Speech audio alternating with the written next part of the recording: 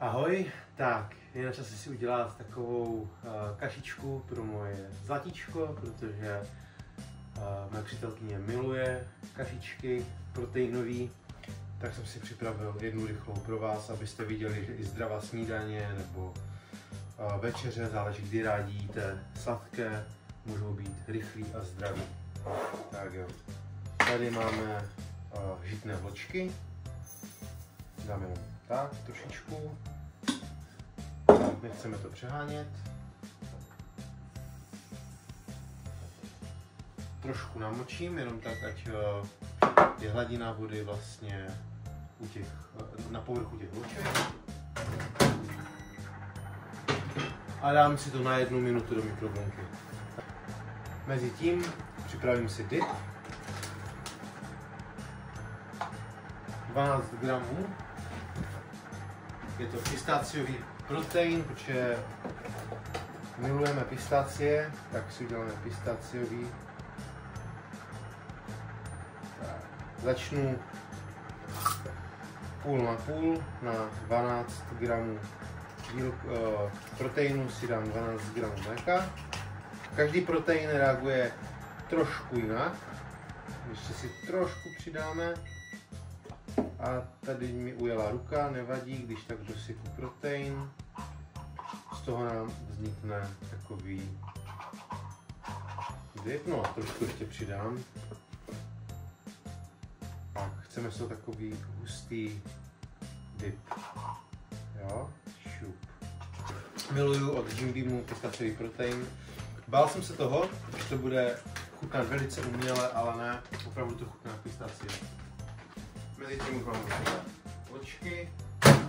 No a teď berte, že tady se zakecávám, normálně by to bylo ještě rychleji. Tak, je to taková kašička, dám na to jenom malou špetku soli. Tak, máme jogurt asi za 7 korun. Tak.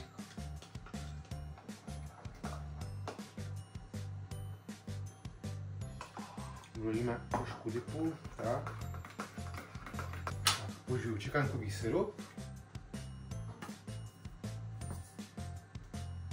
Tak jen trošičku, aby se to osladilo.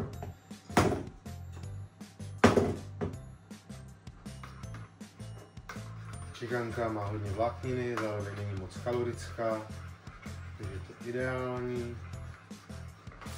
Sypnu tam lesní směs, skvěle hodí. Banán. Tak. Šup, šup. Použijte prkínko. Mně se nechtělo, ale použijte ho. Nebuďte prase jako já. Tečka.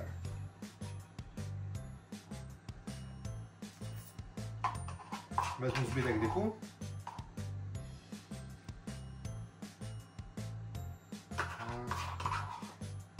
Dám jí tam vařské ořechy, tam jsou zdraví tuky také, omega 3, takovou poloviční hrst, asi klasická běžná hrst pro normálního člověka.